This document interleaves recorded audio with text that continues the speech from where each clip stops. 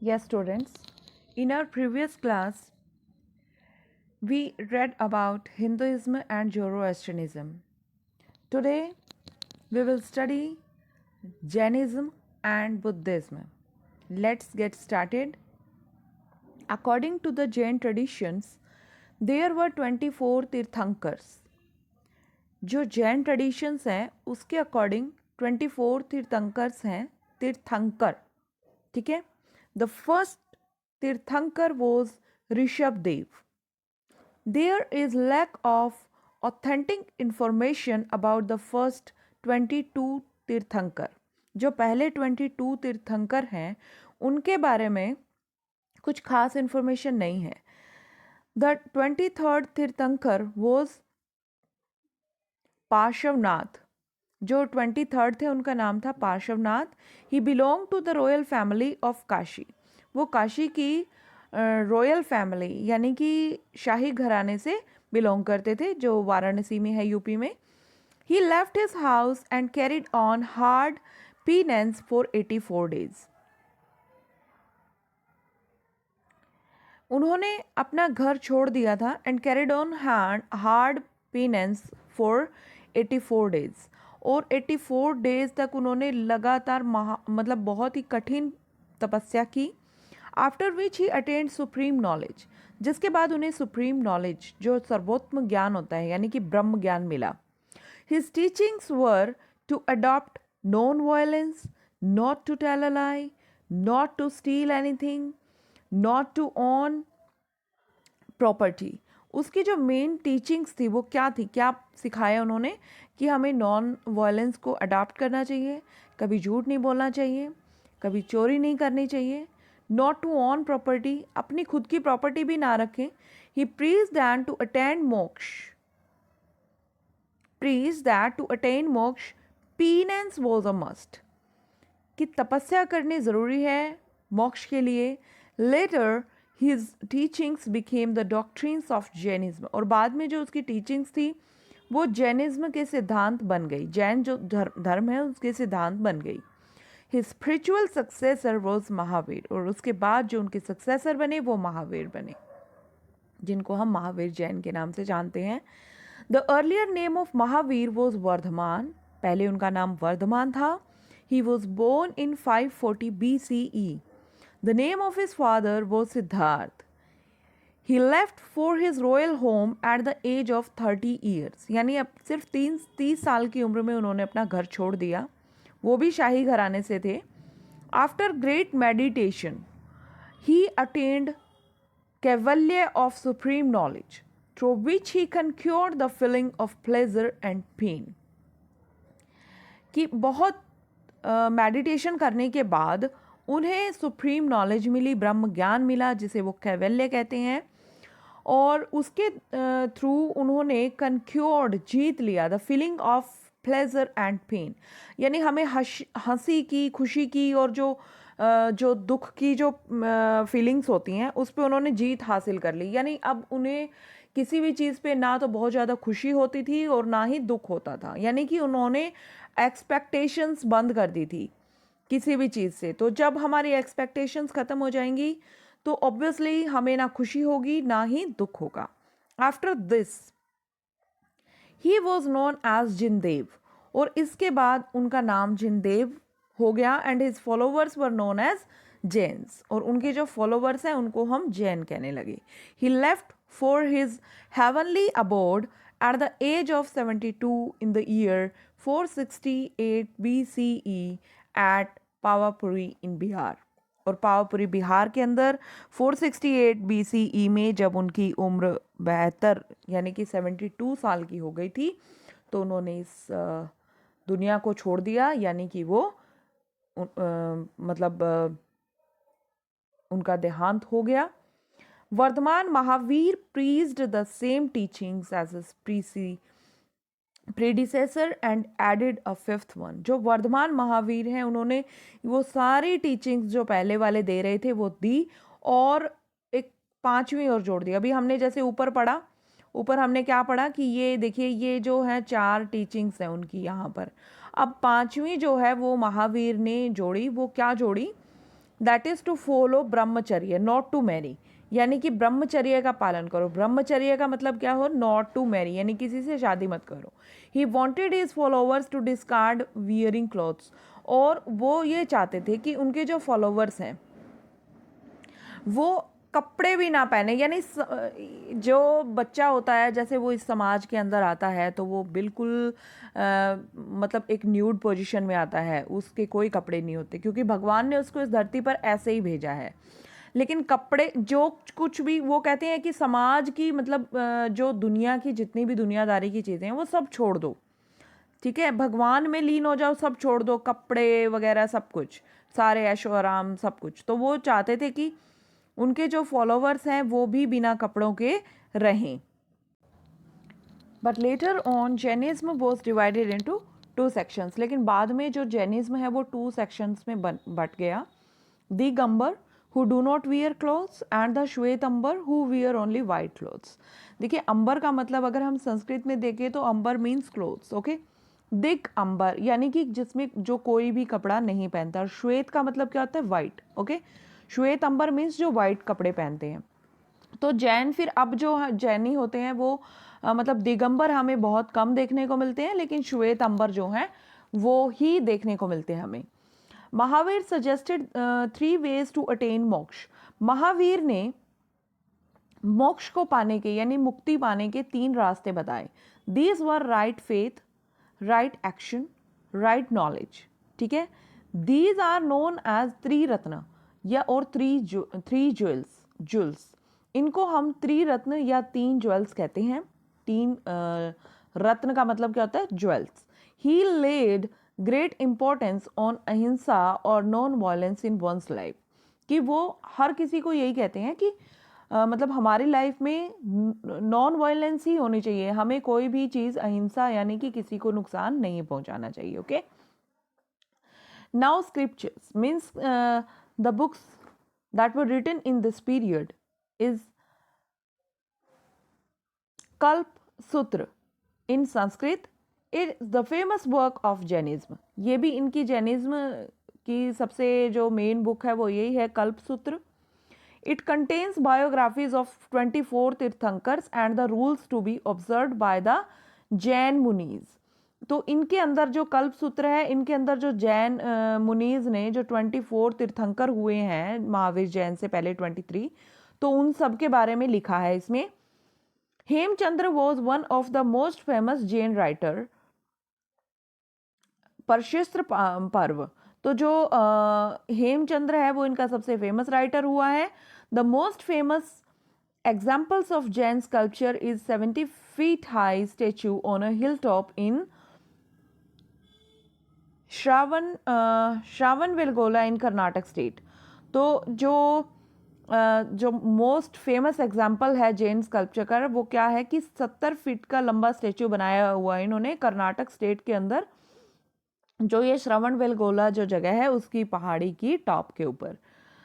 Jainism flourished mainly in western and southern India. जो Jainism है वो ज़्यादातर एक तो वेस्टर्न और साउदर्न इंडिया में पाए जाते हैं, दैट इज़ तमिलनाडु, कर्नाटक, गुजरात, राजस्थान, मालवा और उड़ीसा, यहाँ पर सबसे ज़्यादा जैन पाए जाते हैं। Mathura and Ujjain were the main centres of Jainism, और जैनिज्म का जो मेन सेंटर है वो मथुरा है और उज्जैन है, यहाँ पर ज़्यादा से ज़्यादा जैनिज्म हमें देखने को मिलते हैं। Now we will study about Buddhism. Gautam Buddha was the founder of Buddhism. बौद्ध धर्म की जो स्थापना की वो गौतम बुद्ध ने की। His real name was Siddharth. He was born in 563 BCE at Lumbini in Terai of Nepal. तो इनका जन्म वैसे तो नेपाल में हुआ था। हिज फादर वॉज शुद्धोधन, उनके पिता का नाम शुद्धोधन था, and his mother was Mahamaya. He was the only child of his parents. वो एक ही चिल्ड्रन थे, अपने बच्चों का एक ही बेटा था वो। When he grew up he was married to Yashodhara, और जब वो बड़े हुए तो उन्होंने यशोधरा से शादी की। ही हैड अ सन, उनका एक बेटा था Rahul. He was totally detached from all the worldly affairs. वो बाद में पूरे तरीके से जो वर्ल्ड की चीज़ें हैं उनसे पूरे तरीके से डिटैच्ड हो गए, वो अलग हो गए। He realize that worldly goods could not give him real happiness. उनको ये महसूस हो गया था कि जो इस संसार की चीज़ें हैं वो उसको असली प्रसन्नता नहीं दे सकती। So he left his home in search of truth and real happiness. इसलिए उन्होंने मतलब खुशी को पाने के लिए और सच्चाई की तलाश के लिए उन्होंने घर छोड़ दिया। एट द एज ऑफ 35 और 35 की एज में व्हेन ही वो sitting under a people tree, जब वो एक पीपल ट्री के नीचे बैठे थे इन गया बिहार के अंदर, ही गोट द एनलाइटमेंट, तो उन्हें मतलब ज्ञान प्राप्त हुआ and realize the truth and became Buddha, और उनको सच्चाई का ज्ञान प्राप्त हुआ और वो बुद्ध बन गए। बुद्ध का मतलब एनलाइटेंड वन, मतलब जिसको ज्ञान मिल गया हो, Buddha. He then preached his doctrines for 45 years, और फिर 45 सालों तक उन्होंने अपने जो सिद्धांत थे उनका प्रचार किया। He passed away at the age of 80 in 483 BCE at Kushinagar UP, और कुशीनगर यूपी में 483 BCE में उनका देहांत हो गया जब वो 80 साल के थे। Okay, Gautam Buddha realize that the real cause of misery is desire. जो गौतम बुद्ध मानते थे कि जो दुख का मेन कारण है वो है डिजायर, क्योंकि हमारे अंदर इच्छाएं हैं। He expressed 4 noble truth as the way to overcome desires. तो उन्होंने 4 नोबल ट्रूथ बताए कि किस तरह से हम अपनी डिज़ायर्स के ऊपर, अपनी इच्छाओं के ऊपर काबू पा सकते हैं। वो कैसे? This world is full of miseries, कि ये जो वर्ल्ड है ये दुखों से भरा हुआ है, बहुत सारे दुख हैं। All sufferings are caused by desires, और ये सारे दुख हमारी इच्छाओं से शुरू होते हैं। यानी कि अगर हम इच्छाएं करेंगे वो इच्छाएं पूरी नहीं होंगी तो फिर हमें दुख होगा। टू रिमूव द सफरिंग, अगर हमें ये सफरिंग हटानी है, ये दुख हटाने हैं, वन शुड कंक्योर यानी ओवरकम द डिजायर्स। तो हर व्यक्ति को अपनी इच्छाओं पर काबू करना होगा, अपनी इच्छाओं को जीतना होगा। एंड ओनली देन निर्वाण कैन बी अटेन्ड। निर्वाण मतलब मोक्ष, और मोक्ष की प्राप्ति सिर्फ तभी हो सकती है। The desires can be removed by following the ashtangik marg of 8 fold पथ। यानी कि जो ये अष्टांगिक मार्ग है, यानी कि 8, अष्टांगिक मतलब 8 फोल्ड पथ, जो उसके 8 तरह के बताए हुए जो रास्ते हैं कि किस तरीके से हम डिजायर्स के ऊपर काबू पा सकते हैं। वो जो 8 उन्होंने मार्ग बताए हैं वो क्या है?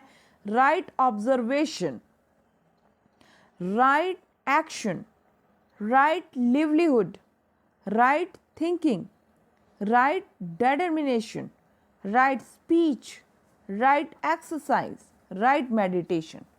ये मतलब कि हर काम को अगर हमारी ऑब्जर्वेशन सही होगी, हमारा काम सही होगा, हमारे जीने का तरीका सही होगा, हमारी सोच सही होगी, डिटर्मिनेशन सही होगा, स्पीच सही होगा, एक्सरसाइज, मतलब ये सारी चीज़ें अगर हम सही करेंगे तो हम हमारी जो डिज़ायर्स हैं उसके ऊपर काबू पा सकते हैं। बुद्ध डिक्लेयर्ड दैट, बुद्ध ने ये डिक्लेयर कर दिया था that if one follows the 8 fold path, कि अगर कोई इन 8 मार्गों का पालन करेगा, he can attain the desired goal. तो वो अपना जो उसका डिजायर्ड गोल है, और सबका डिजायर्ड गोल क्या है? मुक्ति। तो वो दैट इज मोक्ष, यानी मोक्ष को प्राप्त कर सकता है without the help of any rituals और द प्रीस्ट, कि बिना किसी मतलब पंडित के, बिना किसी के पास, तांत्रिक के पास जाए, किसी की हेल्प लिए बिना, किसी भी रीति रिवाज की हेल्प लिए बिना हम भगवान को प्राप्त कर सकते हैं, हम मतलब मुक्ति को प्राप्त कर सकते हैं, मोक्ष को प्राप्त कर सकते हैं। He believed in this type of middle path to attain nirvana. तो इसलिए वो ये एक बीच का मार्ग उन्होंने निकाला निर्वाण प्राप्त करने के लिए। मतलब ये नहीं है कि आप सब कुछ छोड़ दो, लेकिन आप जो काम करो वो काम सब कुछ सही हो तो आप मुक्ति को पा लेंगे। ठीक है, ये बीच का रास्ता उन्होंने निकाला। उसके बाद स्क्रिप्चर्स, इसकी बुक्स कौन सी है? Mahatma Buddha was silent on the existence of God and discarded caste बियाजेस।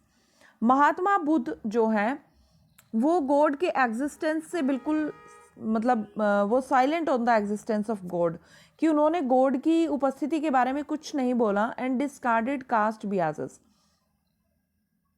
और जो कास्ट के जो पक्षपात होते हैं वो उनको उन्होंने नकार दिया। He organized sanghs with which were open to all, उन्होंने ऐसे संघ बनाए जो सबके लिए खुले थे, मतलब ये नहीं है कि कोई पर्टिकुलर कास्ट, जो सबके लिए खुले थे। Buddha's teachings are compiled in Tripitakas, और जो बुद्ध की जो टीचिंग्स हैं वो सारी त्रिपिटकास के अंदर हैं। त्रिपिटका लिखी है उन्होंने, उनके अंदर हैं। It contains rule for Monks, sermons for the people and the Buddhist philosophy, और इनके अंदर जो है वो मॉन्क जो है, मतलब जो ये बौद्ध भिक्षु होते हैं इनको मॉन्क कहते हैं, ठीक है, जो इनके जो भी ये प्रचार करते हुए घूमते हैं इनको हम बौद्ध भिक्षुक कहते हैं, Monks, sermons for the people. इनमें रूल्स हैं लोगों के लिए, एंड द बुद्धिस्ट फिलॉसफी, और जो बुद्धिस्ट फिलॉसफी है वो भी इन त्रिपिटकास के अंदर लिखी हुई है। इट इज़ इन 3 पार्ट्स, ये 3 पार्ट्स में, इसीलिए इसको त्रिपिटकास बोला गया है, ठीक है। Buddhism spread over to Sri Lanka, Burma, China, Nepal, south east Asian countries like Vietnam, Cambodia, Laos, Thailand. तो यहाँ पर बुद्धिज्म जो है वो इन सारी कंट्रीज़ के अंदर फैला हुआ है, जो श्रीलंका है, बर्मा है, चाइना है, Nepal, south east Asian countries, Vietnam, Cambodia, Laos, Thailand, सभी में। Kings Ashoka and Kanishka took special interest in popularizing the doctrines of Buddhism in India as well as abroad। ये चीज़ आपने मौर्यन डायनेस्टी जो लेसन पढ़ा था उसमें भी आपने ये पढ़ा था कि जो कलिंग की लड़ाई हुई थी उसके बाद जो अशोक है, जिस तरह महाभारत का जो बहुत बड़ा युद्ध हुआ था उसी तरह कलिंग की लड़ाई हुई थी, और जिस तरह महाभारत के युद्ध के बाद जो युधिष्ठिर है उसका मन पिघल गया था और उसने ये सोच लिया था कि वो अब आगे से कभी युद्ध नहीं करेगा, तो ठीक उसी तरह कलिंग के अंदर जो सर्वनाश हुआ था, जो इतना मतलब डिस्ट्रक्शन हुआ, तो उसके बाद जो अशोक है, जो चंद्रगुप्त मौर्य का बेटा था, उसने भी ये सोच लिया था कि आज के बाद वो कभी भी युद्ध नहीं करेगा, ठीक है, और उसके बाद उसने बौद्ध धर्म को अपना लिया था। तो जैसे राजा अशोक और कनिष्क है, न केवल यही नहीं बल्कि और भी बहुत सारे राजा हैं जिन्होंने बुद्ध धर्म को अडॉप्ट किया, अलग अलग कंट्रीज़ के अंदर हैं, और उन्होंने फिर मतलब उसको प्रचार भी किया, उसको मतलब ऑल ओवर द वर्ल्ड में उसके जो सिद्धांत हैं उनको पहुंचाने की कोशिश की। तो मतलब कि ये है कि जो भी धर्म हो बेटा, चाहे कोई हिंदुज़्म हो, चाहे जैनिज़्म हो, चाहे बुद्धिज़्म हो, जितने भी धर्म है, कोई भी धर्म आपको ना तो लड़ने की इजाज़त देता है, ना चोरी करने की इजाज़त देता है, आपको कोई भी गलत काम करने के लिए प्रोत्साहित नहीं करता है, चाहे वो धर्म कोई भी हो। सभी धर्म हमें अच्छा ही सिखाते हैं, ठीक है। तो इसी तरह जो जैनिज्म है, बस ये है कि उनके जो रूल्स और रेगुलेशंस होते हैं वो थोड़े अलग अलग होते हैं, लेकिन वो सिर्फ उनके लिए होते हैं जो उस धर्म को मतलब अपनाते हैं, ठीक है। अब जैसे अगर आप अगर आप मुस्लिम हैं तो आप क्या पढ़ेंगे? आप कुरान पढ़ेंगे। अगर आप हिंदू है तो आप गीता पढ़ेंगे, ठीक है। और अगर आप क्रिश्चियन है तो आप बाइबल पढ़ेंगे। तो पढ़ेंगे का मतलब मैं रूटीन की बात कर रही हूँ, ये नहीं है कि अगर हम हिंदू हैं तो हम कुरान नहीं पढ़ सकते या हम बाइबल नहीं पढ़ सकते, वो हमारा अपना मैटर है, हम पढ़ सकते हैं, लेकिन मैं उनके रूल और रेगुलेशंस की बात कर रही हूँ, ठीक है। तो वो मतलब कि सभी, चाहे वो आप कुरान पढ़ें, चाहे आप बाइबल पढ़ें, चाहे आप गीता पढ़ें, आप कुछ भी पढ़ें, आपको मतलब यही एक शिक्षा मिलेगी, आपको यही चीज़ मिलेगी कि हाँ, आपने जो मतलब भगवान के बनाए हुए जितने भी प्राणी हैं उन सबको प्यार देना है, उन सबका बुरा नहीं करना है, चोरी नहीं करनी है, झूठ नहीं बोलना है, ठीक है। वो सबका जो है सिस्टम, वो सारी की जो प्रीचिंग्स हैं, जो टीचिंग्स हैं, वो बराबर है, बस थोड़ा सा रूल और रेगुलेशंस के अंदर फ़र्क होता है। ठीक है। रूल्स क्या है, जैसे अगर आप मतलब अगर आप जैन धर्म के हैं तो आप जैन धर्म के जो रूल और रेगुलेशंस हैं उनका पालन करते हैं, जैसे वो श्वेतंबर होते हैं या दिगंबर होता है। आपने देखा होगा कुछ जन को ऐसे रोड के ऊपर चलते हुए सफ़ेद कपड़े पहने हुए होते हैं, इवन उन्होंने अपने मुंह पे मास्क भी लगाया होता है सफ़ेद रंग का, और पैरों में उन्होंने चप्पलें भी नहीं पहनी होती है। वो जैन धर्म होता है। वो ये मानते हैं कि जैसे मतलब हवा के अंदर और इतने छोटे छोटे माइक्रो ऑर्गेनिज्म होते हैं जो हमारे सिर्फ हवा जो हम सांस छोड़ते हैं और लेते हैं उससे भी वो मर जाते हैं, मतलब इतने ज़्यादा छोटे होते हैं। ठीक है। तो इसलिए वो जो है वो मास्क शुरू से ही डालते हैं, और पैरों में चप्पल इसलिए नहीं डालते हैं क्योंकि चलते हुए नीचे जैसे बहुत सारे इंसेक्ट हैं जो हमारे पैर के नीचे आकर मतलब मर जाते हैं, तो इसलिए वो तो अपने अलग अलग है। लेकिन बौद्ध धर्म में जो है वो इस तरह का नहीं करते हैं, इस तरह की फॉलो चीज़ें। लेकिन कोई भी धर्म हो सबको यही सिखाता है कि आप सबके साथ प्यार से रहें, आराम से रहें। ठीक है। तो ये लेसन आज इतना ही। आगे हम क्रिश्चियनिटी के बारे में पढ़ेंगे और इस लेसन की एक्सरसाइज को सॉर्ट आउट करेंगे। Till then, bye bye.